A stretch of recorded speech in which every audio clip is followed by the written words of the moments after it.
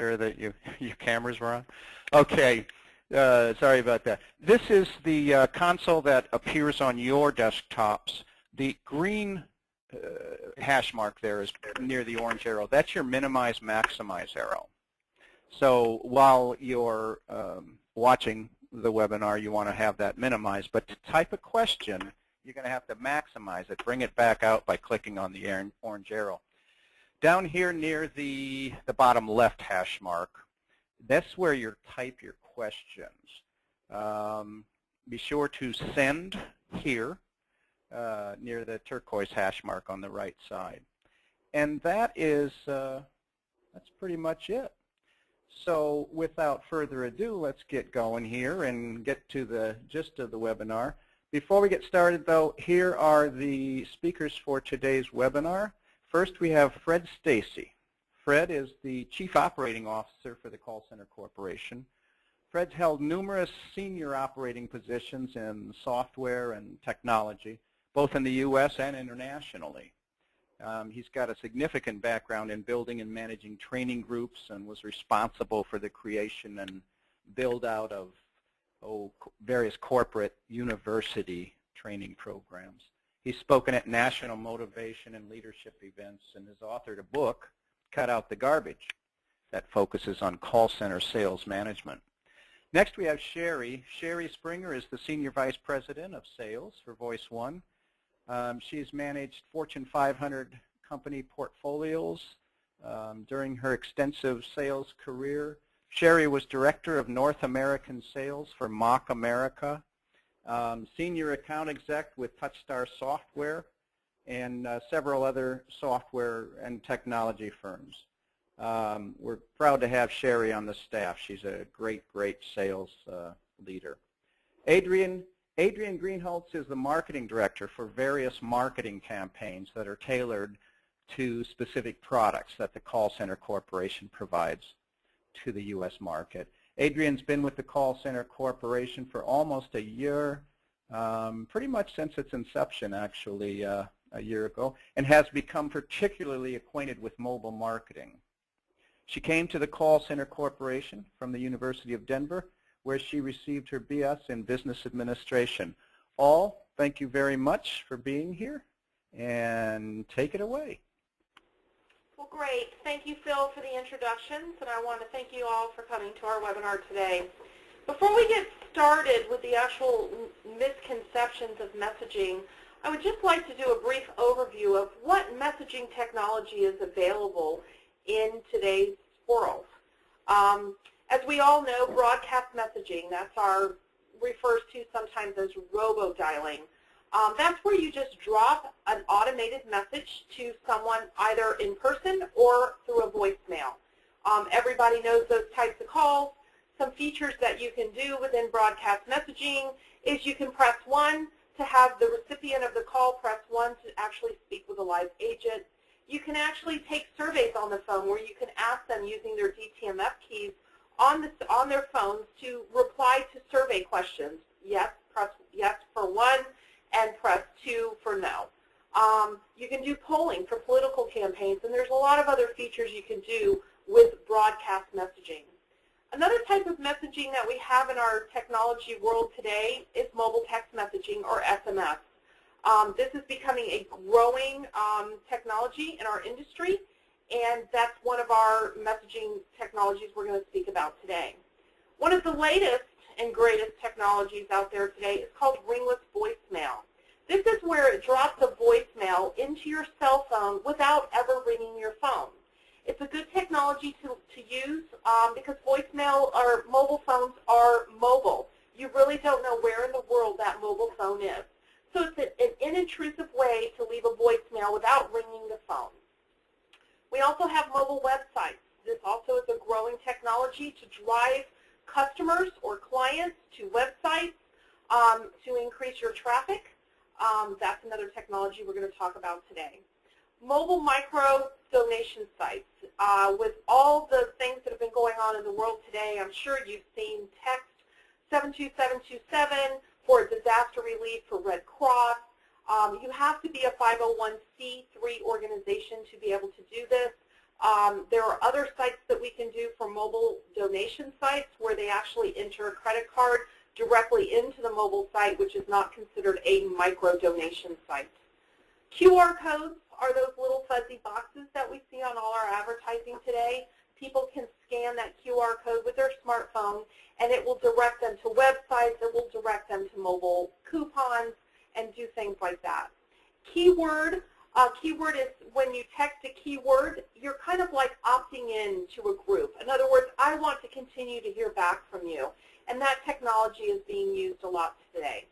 So now giving an overview, we'll go into our first number one misconception of messaging, and that is that it's too expensive. The reality is timely and efficient communication is becoming increasingly important and will provide a competitive analysis or advantage for your company today. The inability for you to not communicate quickly and effectively has serious impact and negative impact on your business. So it's very cost efficient to do messaging. Messaging, whether it be SMS or voicemail, costs pennies per message to send, whereas direct mail can sometimes cost you over $1 in some cases. Next slide, Phil. Continuing on in the misconception that messaging is too expensive is messaging has proven time and time again through several ROIs that it produces the highest rate of return per dollar. I've just put up a simple ROI here that we've learned about with Harley-Davidson. The objective that Harley-Davidson was doing here is they wanted to maintain visibility with their current clients and add new customers during their holiday season. They ran several holiday promotions. One is where they sold Harley-Davidson related merchandise through a Route 66 mobile club. They did communications. It was called the 12 Days of Christmas campaign, where throughout Christmas they promoted a mobile social media campaign. The ROI results on this single campaign, only done during the holiday season, was that it increased their 16% on leather jackets, and there was a significant increase in their holiday dealer traffic that drove to their website as well. So you can see there are several examples of these ROIs where you can see that your rate of return per dollar is a lot higher than doing direct mail. Next slide, please. There's a misconception out there, and this is our number 2 misconception, that is difficult to use. Well, most vendors out there offer messaging in 2 facets. They'll offer it in a full-service model and a self-service model. In your full-service model, you provide a file to your vendor. This is where it could be like a flat text delimited file. It could be a CSV file. You put the information in that file that you want to deliver. Once you provide that file, the messages are sent on behalf of you, and then you can report back. The other one is mobile websites. You provide all the layout, all the information. The website is developed for you, and there's actually no work done on your part. The advantage to this is that it's automation frees up a lot of your time where you're having your provider do most of the work for you, and you just get the results on the back end. Then we have a self-service model where you can send your messages through a user portal. You log on to the user portal. It's kind of do-it-yourself model. You upload your file, you create your own messages, and then you send them out. You either send them out immediately or you can send them out on a schedule. The advantage to this model is time to market. In some cases, it's an emergency type of message. They want to get it out immediately, and you can do it yourself, and there's no waiting to get the file transferred. Thank you, Phil. Next slide. Our third misconception is it does not fit your industry. And I really put a lot of thought into this slide thinking, is there an industry out there that it doesn't pertain to? And I really could not think of one. When it comes to healthcare, you have appointments, you have payment reminders, you can do shift scheduling. There's so many more tactics you can use with messaging, both in the mobile world as well as the voice world for healthcare. When it comes to education, you can do fundraising. You can do event notifications. You can do emergency notifications. I know as a parent of a student going to school, unfortunately, with a lot of the things that have been going on in the school systems, I would want to be notified when there's an emergency happening at my child's school. When it comes to collections, Ringless voicemail, I think it's a great way of dropping a reminder in that you're late on your debt. It's a great way also to be inintrusive in sending them that first reminder that, hey, you need to settle up on your debt. In the insurance company, you can do, virtual business cards, appointment reminders. You can send notification out when their policy is expiring and they need to renew it. In the utilities world, you can send out confirmations of delivery, notification of downtime for the utilities. The list just goes on and on. Entertainment, real estate, nonprofit, government, research. Those are just to name a few. So it's a misconception that there's somehow, some way that you can fit messaging, whether it be mobile or voice, into your business and into your strategies today. So with that, I'm going to turn this over to Adrienne, and then she's going to explain to you the number 4 misconception. Thanks, Sherry. So the number 4 misconception is that customers do not want to receive my text messages. That is actually false. People text. According to CTIA, 2.27 trillion text messages are sent every year in the U.S. alone, which is 6.3 billion per day, or about 20 text messages per person every day. And that's just only in the United States. It's just a fact. People text. And besides, people are going to subscribe to what interests them because it is an opt-in program. It's permission-based.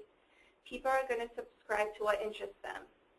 As well as it is obligation-free.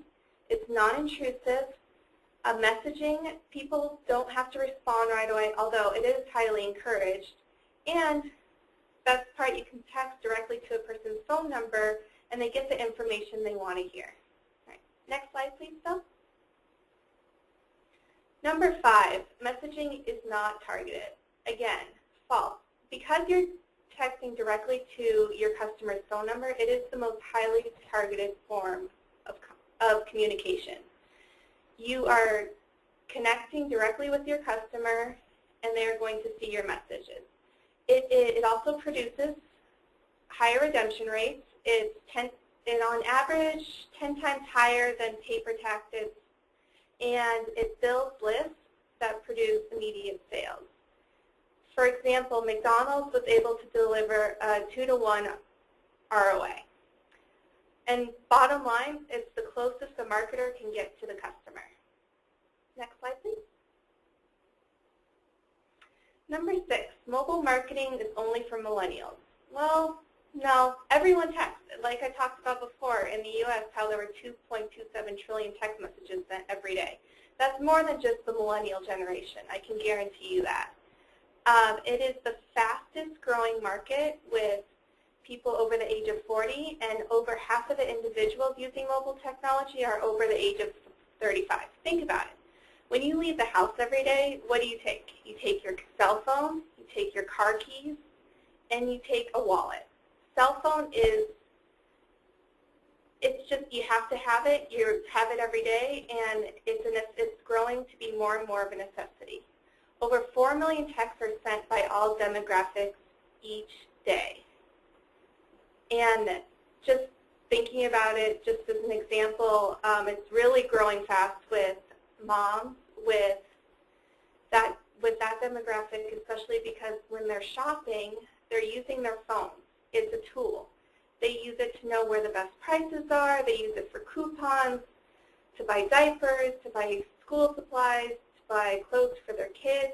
It's helping them find the best prices, and it's become a necessity, and it's been growing and growing every day. So just a little bit about demographics. Now I'm going to hand it over to Fred.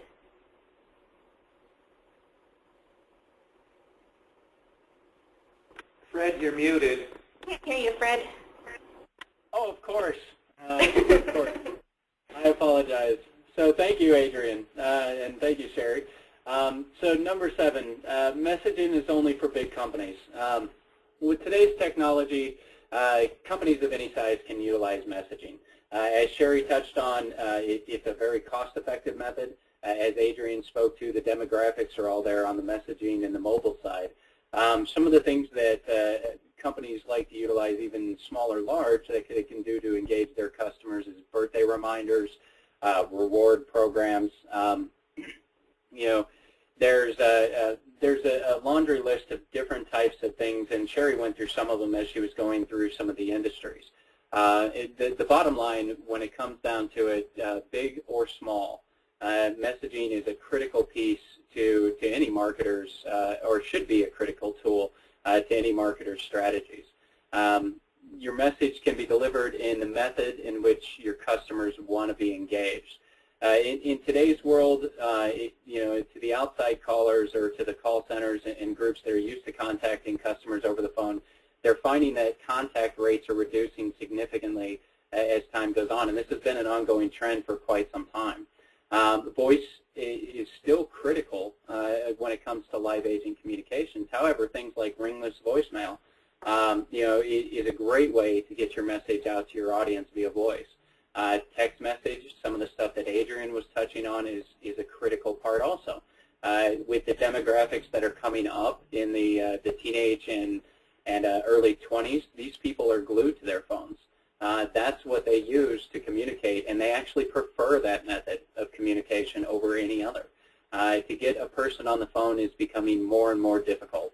So you have to ensure that you're engaging those customers in the methods in which they want to be engaged. And then, of course, website. You know, everybody knows that the web engagement is critical, and mobile messaging can very easily play a part in connecting them back to your website. Next slide, please, Phil. All right, so the number 8, mobile only involves apps. However, you know, apps are a great use. Some companies, typically the larger ones, have already gone out and gotten apps, or they've developed them themselves in-house. Depending on the company, whether it's right for you, it's a great way. It's a great way to get your name out there and to get your services out to the public. However, there are a lot of other uses for mobile messaging than just an app. There's your mobile optimized websites. There are actually more mobile devices being sold today than PCs and laptops combined, and that includes cell phones, iPads, you know, your typical the combinations, the Samsung phones that I don't know how anybody has a pocket to fit it in. These things are just a common thing with every day. They're growing and growing, and the traffic that's involved, you know, on mobile traffic is actually increasing significantly too. By 2014, I think it was a Gartner report that estimated that by the end of 2014, mobile web traffic is actually going to surpass traditional ISP traffic. So it's critical to have a mobile optimized website. And a lot of companies, especially in the small to mid-sized market, think that their website will work for mobile just fine, but if you pull it up on your smartphone and you haven't optimized it for mobile use, you're definitely going to find that it's extremely difficult to view your traditional website through your mobile device. QR codes, we see these all the time. Sherry touched on those. They're the little fuzzy square that you see there. Yeah, these things actually connect directly back to your mobile site. These can be put into your advertising, whether it be web-based, whether it be, you know, traditional print. Yeah, and allow your customers to easily scan and connect directly back to your site. Verizon, there was a program that they ran with QR codes that generated a 200% increase in smartphone sales. That's a significant number using just a simple thing that's available through mobile messaging. SMS, of course, as we've already talked about, you know, messages are quickly sent to your customer base. There's a lot of different uses for SMS. You know, you can do appointment reminders. You know, we all probably get one from one of our medical doctor or clinic or whatever it happens to be. And There's also mobile couponing, which, although everybody really tries to put that into just retail, there are plenty of uses for coupons in other businesses. It may be a unique marketing method to be able to give a certain segment of your customers a discount. Mobile couponing is something that we definitely recommend in any mobile strategy or messaging strategy overall to utilize if you find a use for it. And then there's things like polling, trivia. If you've ever been to a sporting event where you all of a sudden can receive, if you text to a short code a certain message, you'll receive some polls or some trivia games on the sports history and some athletes that were in that that play for that team. And then of course emergency contacts. I think Sherry touched on this shortly, but it is becoming more and more critical that in campuses throughout the country, whether it be just the K through 12 or the universities, that they have a quick way to notify everybody of emergencies. And there's obviously more. I could go on for much longer, but next slide, please, Phil. So message marketing cannot be mixed with traditional marketing tactics. I think we've covered quite a few different items inside messaging itself. But really the essential piece to messaging campaigns is that they are integrated with your traditional marketing tactics. You probably have individuals in your staff or you yourself find yourself as a marketer. You're starting to learn website optimization, SEO. You may hire an outside source to develop your content or your images for your brochures. Creating a messaging campaign that plays off or works along with these other traditional strategies is a very critical piece. And you can utilize a staff like we have at Voice One who specialize in this version of marketing to help supplement your existing expertise. So there's always ways to integrate your messaging and your marketing campaigns together as a whole. And for instance, you can start out with a reminder that a piece of literature is coming in the mail, or that they ordered a product and it's being delivered, that the delivery truck has already left. You can send text messages or make ringless phone calls, and then to follow up to find customer satisfaction polls. Proper design strategies with all the touch points you can possibly get are always the most successful, and messaging is a simple and cost-effective way to do that. Especially considering 86% of all mobile internet users simultaneously use their device while watching TV. Some of you probably have seen this in forms of shows where they actually allow you to follow along or play games in some instances. If anybody's a sci-fi fan, the Sci-Fi Channel has done a tremendous job over the last few years, and particularly this year, with integrating social media and integrating their mobile campaigns directly to their actual audience watching the show, so you can interact at the same exact time while you're watching. These are the misconceptions that that we've heard or we've ran up against. I'm sure there are probably a bunch of others, but I'd like to hand it back over to Phil now to open up the floor for any questions that we may have got. So Phil, take it over. Thanks, Fred, and thanks, Adrian and Sherry, too. Great presentation, great content. We do have some questions, and I want to remind everyone that you can use, we'll still take questions, and it's down at the bottom where it says questions. Just type your question in there and send it. But we did get quite a few already. The first one is, I'm new to all of this. What is SMS and what is SEO? Okay. That's anyone. If you guys don't mind, I'll take that. SMS is a text message. It's the messages we send back and forth over our phone. It's just another term for it. MMS is the mobile the images, whereas SMS is traditional text. SEO is search engine optimization. That's what you do when you're trying to optimize your website for Google or Bing or whatever search engine you happen to be looking to get proper placement for. Okay. Next question. Are there any laws pertaining to texting and ringless voicemail when used for marketing? You guys want me to take that one, or do you got it, Sherry? I'll talk to ringless voicemail. You talk to SMS. Okay.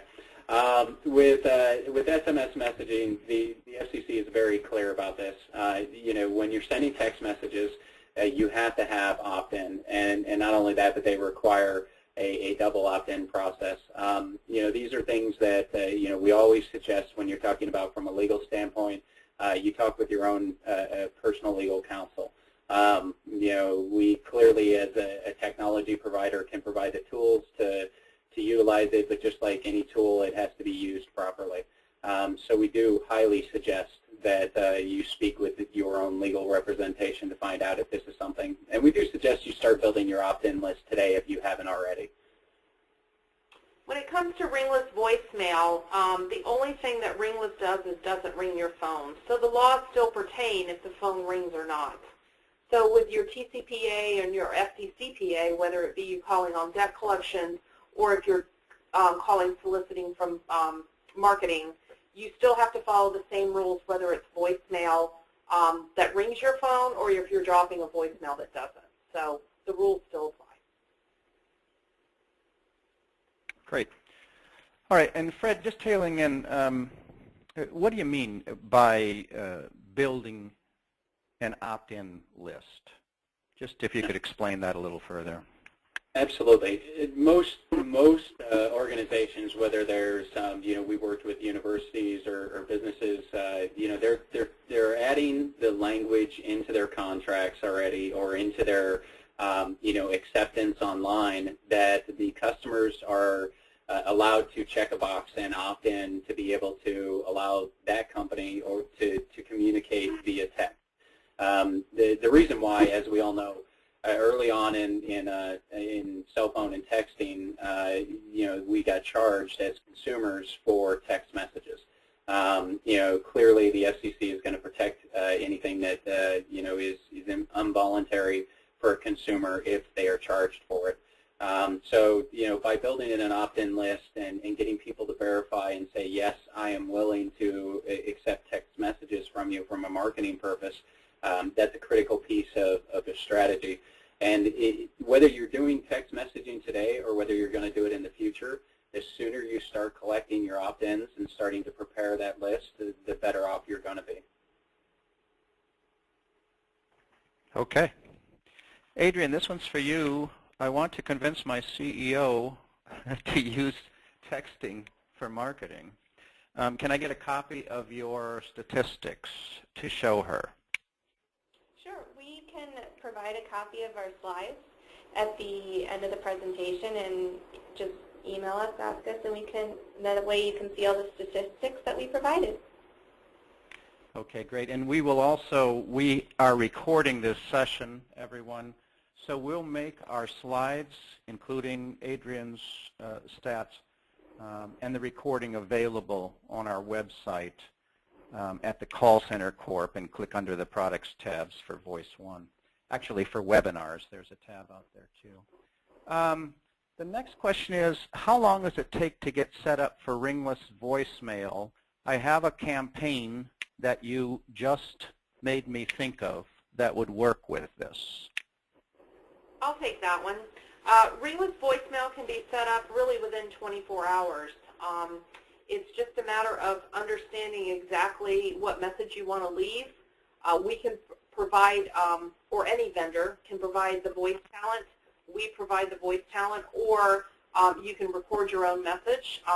We particularly have what we call a virtual recording studio where you actually call into an 888 number, you leave your recording, we put it all into the IVR, and then we can send that ringless out to you within 24 hours.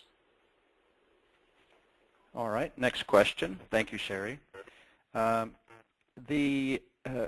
one of you give a simple explanation Very simple. This is the person who was new to SEO and SMS. Thank you for your question. Can you give a simple explanation of how Ringless voicemail works?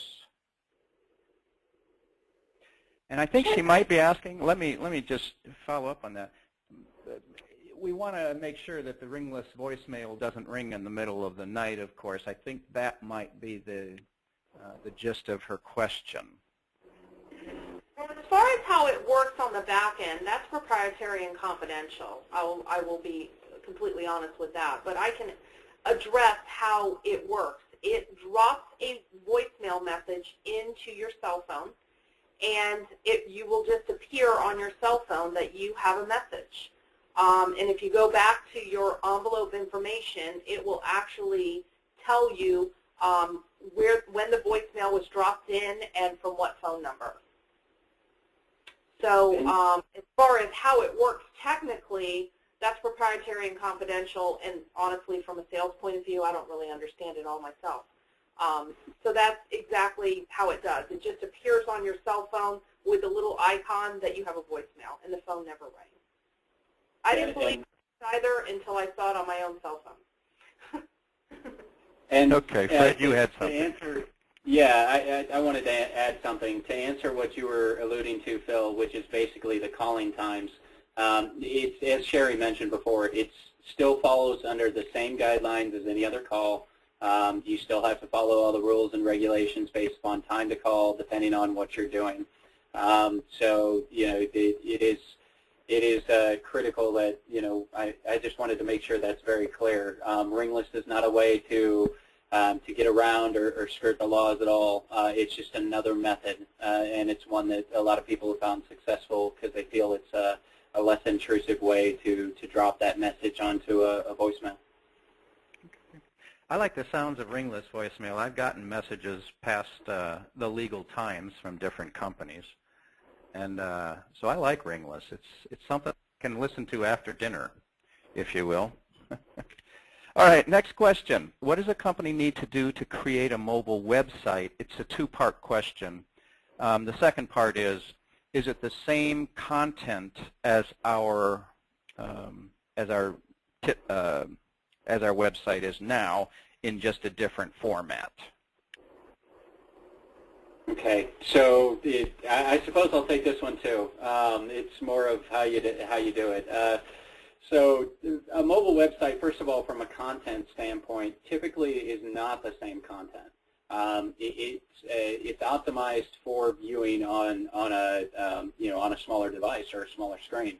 So it really can't be the complete content. The best designs I've seen are very targeted for your mobile users, and they do have completely different content. And potentially, you will build in, whatever.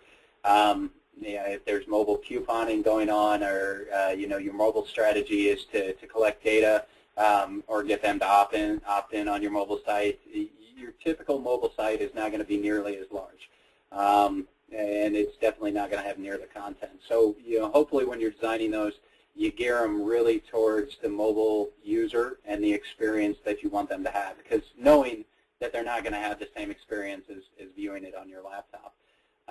Now, what it takes to put it together is really dependent on what your goals are.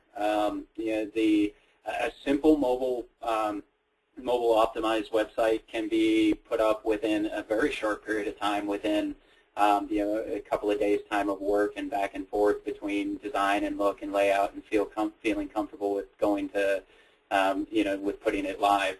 It's usually done through a shortened URL, that is hosted by a vendor or a company like us that provides mobile websites. So it just depends. Some companies go as far as what I think it was Sherry you alluded to earlier with the payment portals on their mobile websites. Obviously, those types of integrations go back to your payment processor and take a little more time to implement. It just depends on your overall strategy. And a lot of times what we will do is we will sit down and help think of things like, what is it that people are going to have to be notified of in real time? What information on their cell phone what they want to know in the now. That's the information that you're probably going to want to design into your mobile website. Information that is just good to know and they don't need to know in the moment is probably information that you're going to want to keep on your traditional website and not bring that into your mobile website. So those are the things when we sit down and look at the strategy of why are you building a mobile website and what information are most of your clients going to be coming to for that mobile website, then we narrow it down. And then through time, remember, you can tweak that mobile website because if your clients are not getting the information that they wanted based on what we thought they would need in the now time, then you can make changes along the way. Mm-hmm.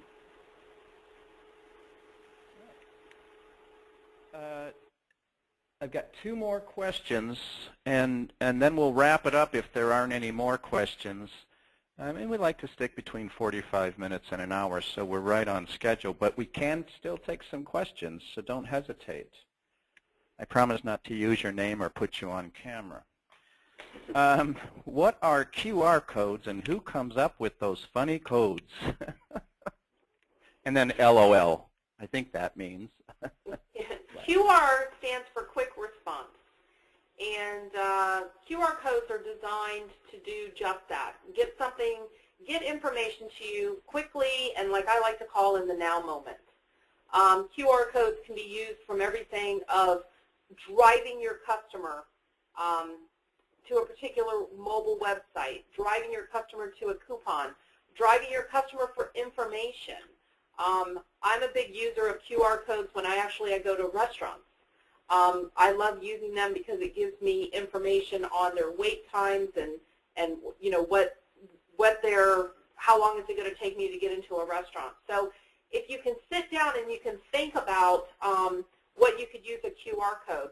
I mean, I think of things like in the collections world, you could use QR codes to drive them, to notify them that they, are late on their payment without it's a very intrusive way of telling someone that they're late.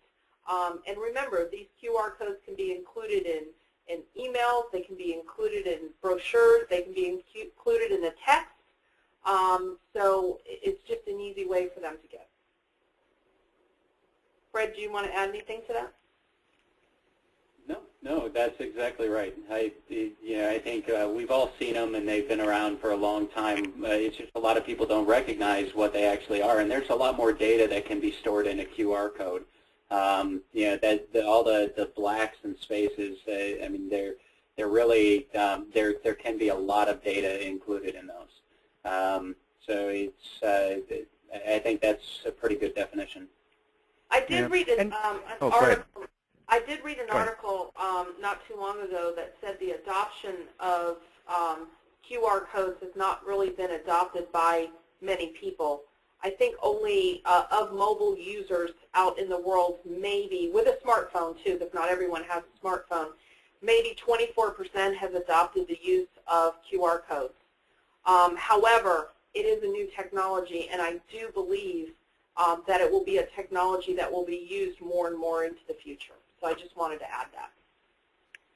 Okay, and I put up on the screen, it's kind of our funny little image here, but just to give you an idea, this top image on the right side with the magnifying glass, it looks like, that's a QR code. You've seen them probably on signs in store windows, and so that's what a QR code is. Sherry, we lost you as far as your visual. Are you still on? I am. Okay, good. All right, another question. Polling. Fred or Adrian mentioned polling. I think it was Fred. How would you use polling? Well, polling can be anything from, obviously on the political side, the Obama campaign, they use polling significantly in their town hall meetings and in their overall campaigns. However, from a business user perspective, the same polling can be done for customer, the same technology can be utilized for customer engagement surveys, customer satisfaction surveys, product marketing analysis. Some companies have utilized, basically a question and answer format or polling format to find out what messages or what images engaged people more. There's a lot of different ways.